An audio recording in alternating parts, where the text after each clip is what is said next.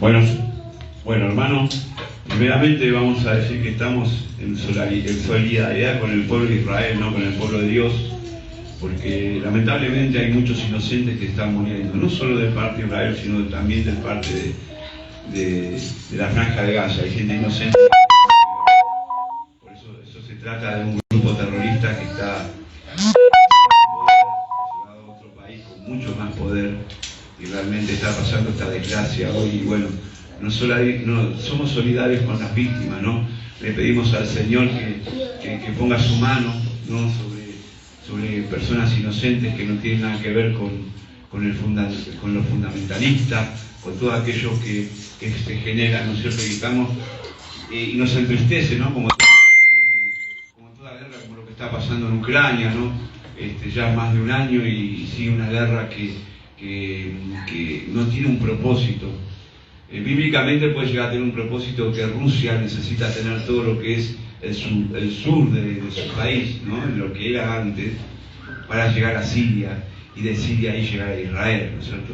Ustedes saben que en Ezequiel hay detallada una batalla que se llama la batalla de los de Magog. ¿Ustedes saben quiénes son los de Gog y Magog? Los rusos. Los que hoy en día son los rusos. En la antigüedad eran ellos, que eran todos los descendientes de Jasef, que se fueron todos hacia el norte, ¿no?, cuando hubo el diluvio. Y ahí está escrito, está profetizado que habrá una guerra que será incursionada por Rusia y que la perderá. Él mismo dice que durará, va a haber muchos meses que no van a dar abasto de contar las personas que cayeron, ¿no? Y bueno, son cosas que nos están, digamos, acercando a los tiempos finales. Por eso es muy importante que nosotros tengamos que ser ese fruto que Dios quiere que seamos, ¿no? Esa iglesia que permanece, esa iglesia que no se cae al suelo, ¿no? Y justamente yo quería una palabra que es bastante conocida. Yo no la iba a dar, tenía otra cosa. Iba a hablar del remanente, que nos habla en Romanos 11, ¿no? Pero no sé por qué vino esta palabra y como que me cambió un poco la historia, ¿no es cierto? Vamos a ir al libro de Juan, capítulo 15. Prometo que no me muevo. Capítulo 15, versículo 1. Juan, capítulo 15.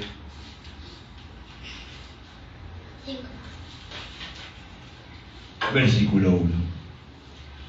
Dice el Señor Jesús: yo soy la vid verdadera y mi Padre es el labrador. Todo pámpano que en mí no lleva fruto, lo quitará, y todo aquel que lleva fruto, lo limpiará para que lleve más fruto. Ya vosotros estáis limpios por la palabra, por lo que estamos ahora hablando, ¿no? Estáis limpios por la palabra que os he hablado. Permaneced en mí y yo en vosotros. Como el pámpano no puede llevar fruto por sí mismo si no permanece en la vid, así tampoco vosotros si no permanecéis en mí. Dice Jesús: yo soy la vid, vosotros los pámpanos. La iglesia, ¿sí? Somos los pámpanos. Somos los pámpanos. ¿No? El que permanece en mí y yo en él, este llevará mucho fruto, porque separados de mí nada podéis hacer. Amén. Amén. Les repito, separados de mí nada podéis hacer. Amén.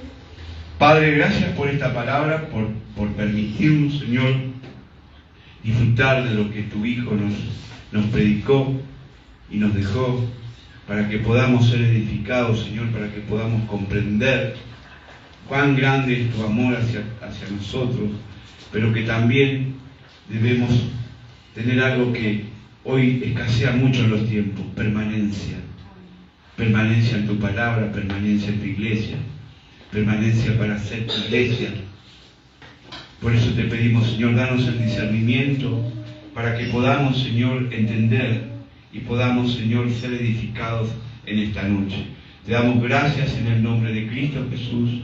Amén, amén y amén.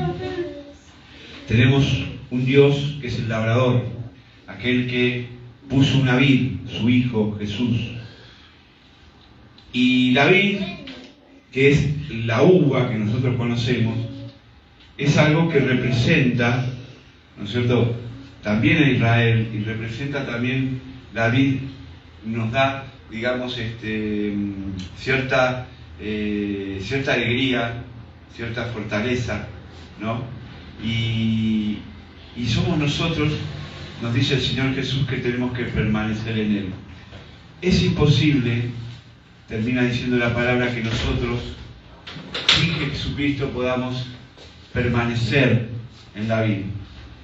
Hoy hay muchas uvas tiradas por el suelo en estos tiempos. No hablo solamente de esta iglesia, hablo de la iglesia en general. Muchas uvas están tiradas, derramadas en el suelo. ¿Y qué pasa con ese fruto que está tirado en el suelo? Todos sabemos cuál es la consecuencia, ¿no? Se pudre. Y debemos permanecer. Lógicamente, llega un momento que el racimo de uva es tan grande que no puede permanecer. Ese fruto ya es demasiado. Y el Señor dice que lo limpia, lo quita. ¿Para qué? Para tener aún más frutos. A veces somos podados, hermano. A veces creemos que todo está mal. ¿Y por qué si yo hice las cosas bien? ¿No? ¿Por qué si yo hice las cosas bien me está pasando esto? Porque tenemos que ser podados. Porque, lógicamente, cualquiera que, lástima que no está el hermano Fernando, que él sabe de jardinería, ¿no?, que nos explicaría qué pasa si nosotros no cuidamos la planta, si no la podamos, ¿no? Si no quitamos esas ramas que estorban, esas ramas que no están fuertes, que están resecas, ¿no? Pero lógicamente, la vida es el Señor Jesús. Es algo permanente, algo que no te va a dejar en banda. Vas a tener buenos frutos cuando tú estés amarrado en ese lugar. Pero ¿qué tenemos que hacer? Tenemos que permanecer. No tenemos que permitir que ese racimo de uva caiga al suelo, sino que sea podado o limpiado por el Señor. Vivimos esta vida muchas veces pensando que podemos alejarnos del Señor. Primero, que dice claramente la palabra que sin Él nada somos. Sin Dios nada somos. Y entonces es lo primero que tenemos que entender como cristianos, que debemos permanecer en Dios para que Él permanezca en nosotros. Debemos permanecer en Jesús para que Jesús permanezca en nosotros. Somos nosotros los que no queremos dar más frutos a veces. Y dejamos que eso quede desparramado en el suelo. Nos vamos, damos el portazo y nos sentimos de alguna manera a veces con falta de incentivo. A veces no hay una manera de explicarlo, ¿no? A veces no hay una manera de explicarlo. Puede haber desánimo, puede haber un montón de cosas que te puedan suceder, pero a veces es incomprensible. Porque si Dios permitió en su momento que vos des buenos frutos, primero no te tenés que permitir que seas podado y para dar más fruto aún, y no que queden tirados en el piso y que nadie pueda gozarse de ese fruto. La vid verdadera, ¿no? Dice, yo soy la vid verdadera y mi padre es el labrador. Él la plantó, dijimos. Después nos habla un poquito más abajo, ya vosotros estáis limpios por la palabra. Ahí es donde cuando nosotros venimos a congregar, muchos dicen, no, pero yo puedo estudiar la palabra, no. Nosotros a través de la palabra nos limpiamos, nos sacamos todo aquello que el mundo nos pega, que el mundo nos atrae. La palabra es viva y eficaz. Y cuando nosotros entendemos que la palabra llega a nuestro corazón, nos limpia. Aunque a veces no la comprendamos, aunque a veces la encontremos de alguna manera, ¿cómo se puede decir?, contradictorio a nuestro plano terrenal, porque nosotros vemos las cosas contradictorias en la Biblia. ¿Por qué? Porque estamos mirándola desde el plano terrenal, pero cuando la miramos desde el plano espiritual, entonces ya la historia cambia. Cuando nosotros vemos desde el Espíritu, cuando nosotros sabemos que tenemos que poner desde el espíritu, una mejilla y poner la otra, lo estamos viendo del espíritu. Desde el lado terrenal vamos a ver absolutamente otra cosa. Vamos a ver, no, me están agrediendo y yo me tengo que defender. ¿O no? Pasa eso. Y entonces tenemos que entender eso, hermano.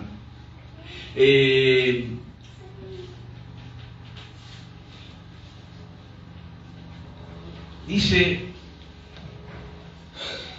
el que en mí no permanece será echado fuera como pámpano y se secará, lo que decíamos recién, ¿no es cierto? Cuando no estamos amarrados a nuestro Señor Jesús, el fruto se cae. Echado fuera como pámpano y se secará, y los recogen y los echarán ¿a dónde? Al fuego, y arden. Fíjense, esta es una palabra muy radical que el Señor Jesús nos está hablando. ¿Qué quiere decir una palabra muy radical? Que no tenés muchas opciones. ¿No es así? No hay muchas opciones. Tenemos el camino que nos lleva a la verdad, ¿no? A ese fruto verdadero, y tenemos el camino que nos lleva a nada, a donde no tenemos vida, cuando dice la Biblia la muerte segunda, hermano, significa estar separado de Dios por la eternidad.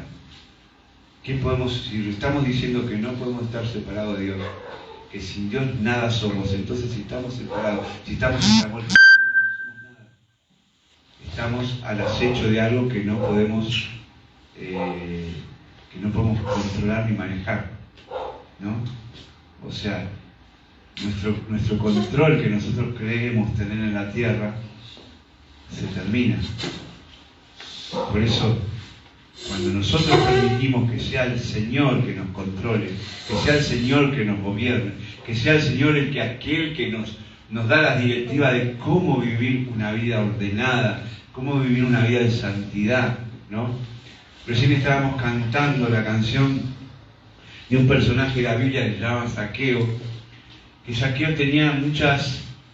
Era un tipo que robaba impuestos, sobrevaluaba los valores que tenían que pagar la gente. Era como en la época de Robin Hood, ¿no? Él iba y sacaba y tras cartón recaudaba ¿para qué? Para Roma, para el Imperio Romano, ¿no es cierto? Y fíjense qué cambio tan radical tuvo que hacer Zaqueo, ¿no? Por desesperarse, subirse arriba un árbol, el peticito, subir a un árbol para que Jesús lo vea. Y Jesús le dice: Zaqueo, hoy cenaré contigo, ¿no es cierto? ¿Y cómo pudo ser transformado Zaqueo, no? ¿Cómo una persona de lo vil? Porque uno puede, en el plano natural uno puede decir, no, pero un tipo vivo, mira, tenía plata, hacía la suya, eso no es el plano natural, pero era lo vil. A veces cosas que parecen en la tierra son vil y bajas, ¿eh? Porque muchos tienen, muchos acumulan, pero no tienen nada. Amén. Amén. Vos podés tener todo en la vida, pero si no tenés a Cristo no tenés nada. Amén. Eso es muy simple. Es una ecuación que la tenemos que aprender todos. Vos no tenés a Cristo, por más que tengas lo que tengas, no tenés nada. En absoluto. Y eso es así. Entonces fíjense, ¿no? Cómo fue transformado este hombre. Y así muchos los discípulos de Jesús, cómo fueron transformados, ¿no? Gente que ni sabía escribir ni leer, eran dos o tres que sabían nada más que sabían leer. Uno falló, uno fue el de la perdición, ¿no? Que eran eruditos. Y después Pablo, que era una persona totalmente, tenía todo, el conocimiento, pero le faltaba lo principal, Cristo. Él comprende, cuando él dice, ya no vivo yo, Cristo vive en mí, entendió de que era la única forma de tenerlo todo, ¿no? Cuando Pablo dijo eso, es simplemente decir de una manera, yo ahora sí tengo todo, porque mi gobierno es Dios, mi gobierno es Cristo Jesús, y yo ahora soy gobernado por Él. Yo ahora puedo decir, ahora vivo yo ya no vivo yo con mi ego, en el plano terrenal de las malas maneras de vivir, de todo aquello, no, ahora vivo en Cristo. Y la iglesia, todos esos racimitos que están en ese pámpano, representa a la iglesia. Esa iglesia de que que tiene que ser formada. No sé si ayer, pastora, hoy que escuchábamos algo de que la iglesia no está preparada todavía, algo así, ¿no? La iglesia no está preparada. ¿Por qué no está preparada? Porque primero no tomamos la decisión de permanecer, de ser esa uva que solamente la puede quitar el Señor Jesús para que tenga más fruto. Entonces, ¿qué pasa? La iglesia, si nosotros estamos en el pámpano con Cristo y dejamos que esa uva caiga y sea echada al fuego, entonces no estamos formándonos como iglesia. Son pocos los que pueden quedar. Y ahí está el tema. Ahí viene lo que yo les quería hablar el otro día de los remanentes, ¿no? O sea, cuando habla el Señor de remanentes, no habla de millones y millones y millones de personas, porque el Señor conoce los corazones de las personas.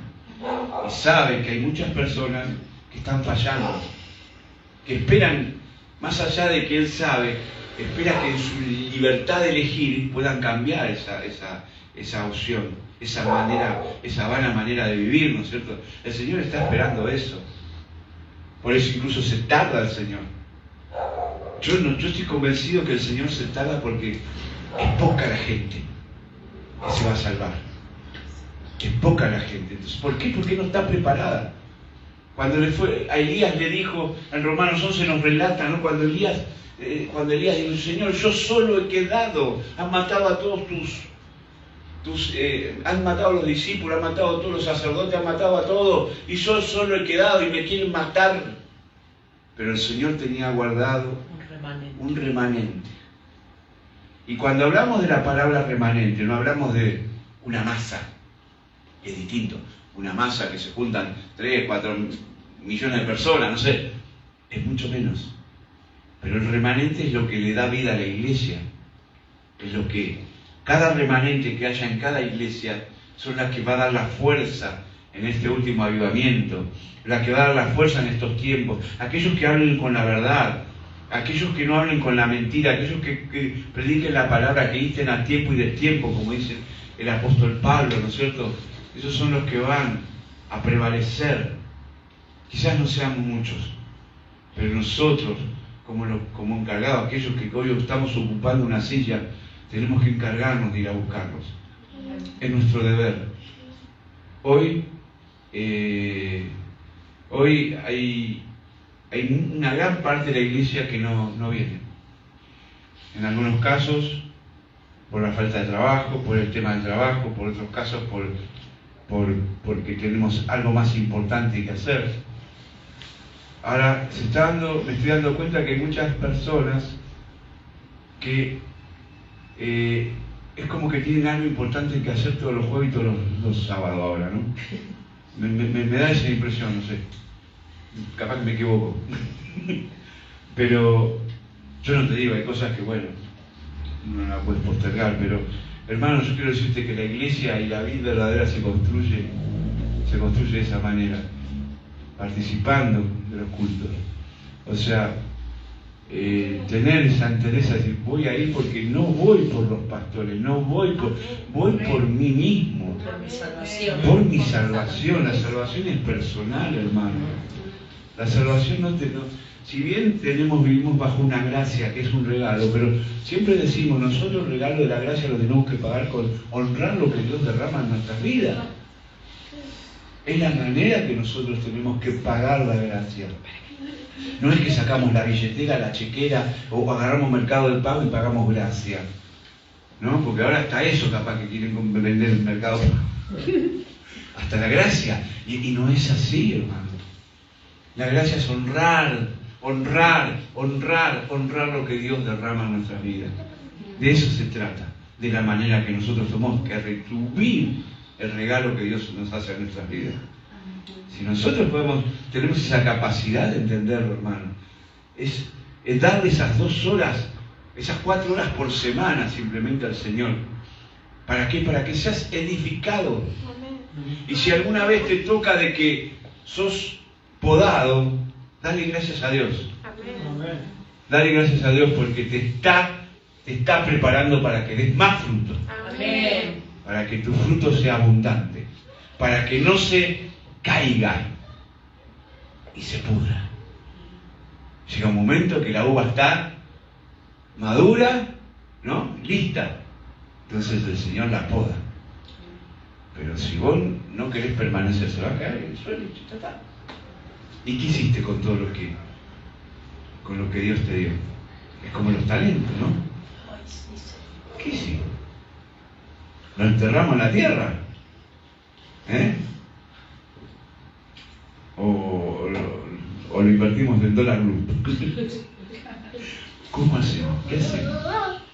Y si no, yo me acuerdo que cuando dimos la predica a los talentos, habíamos sacado hasta la cifra, lo que valía, yo no recuerdo ahora de memoria, no me acuerdo, pero era una fortuna tremenda lo que el amo le había dado a sus siervos para que cuiden, ¿no? Era tremendo.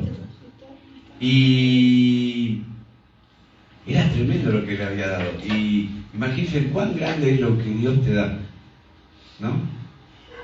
Que no se compara con el valor del dinero, no se compara con los bienes que vos puedas mirar en la tierra, no, para nada. Lo que te da Dios es algo tremendo, es algo que no lo podés obtener con nada. Mira, y para colmo gratis, es gratis. Tras cartón es gratis, no para colmo, tras cartón es gratis, ¿no? Y de esa manera lo comprás con la actitud, con honrar lo que Dios te da. Honrarle a Dios. Honrar tu tiempo. A veces no voy a hablar de ofrendas ni diezmos, pero a veces ofrendarle a Dios el tiempo, eso tiene mucho valor. Muchísimo valor. Un tiempo que vos puedas... Fíjate vos, ¿no? Qué importante, ¿no?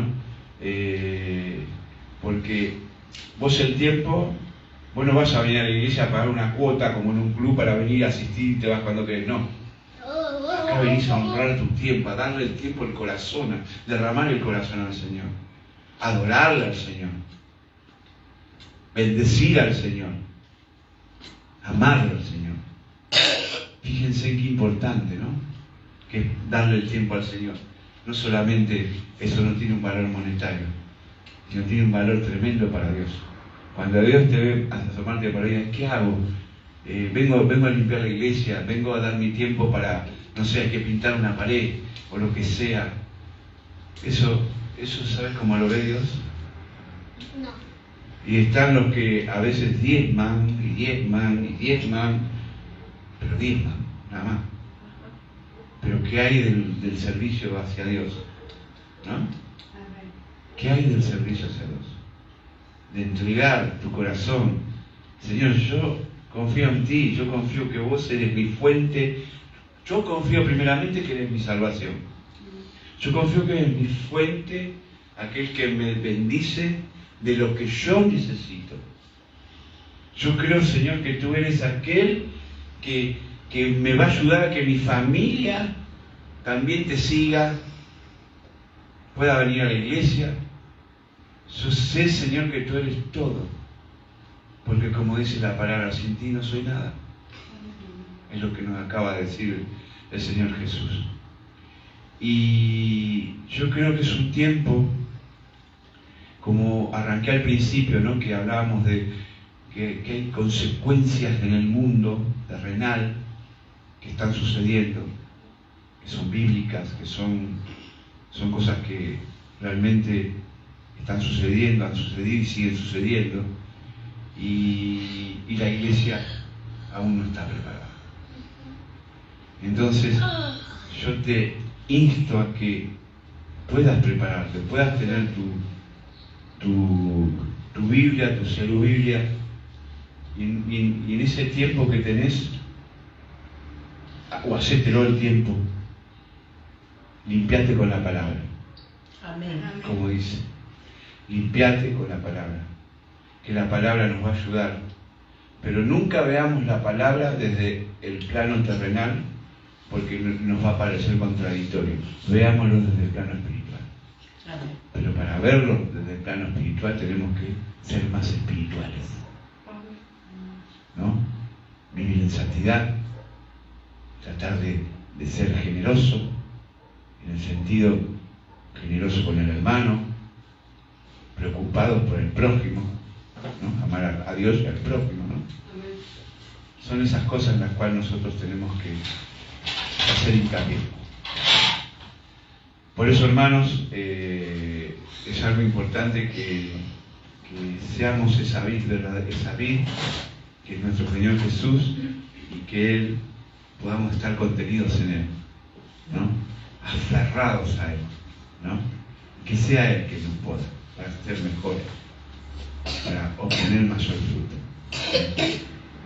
Yo te dejo esta palabra, te invito a que te pongas de pie.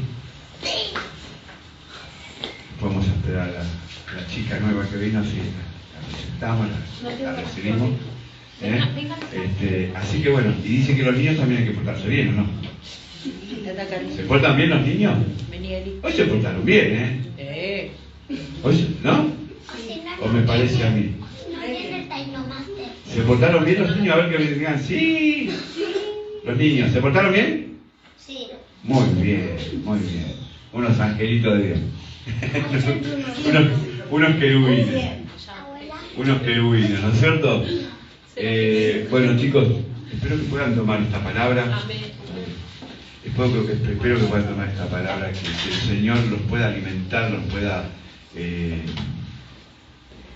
tener como pámpanos, ¿no es cierto? Y bueno, yo quería preguntarte tu nombre. Acá, Daniel. ¿Tu nombre? Sí. ¿Cómo? Aldana. ¿Cómo la recibimos, Aldana?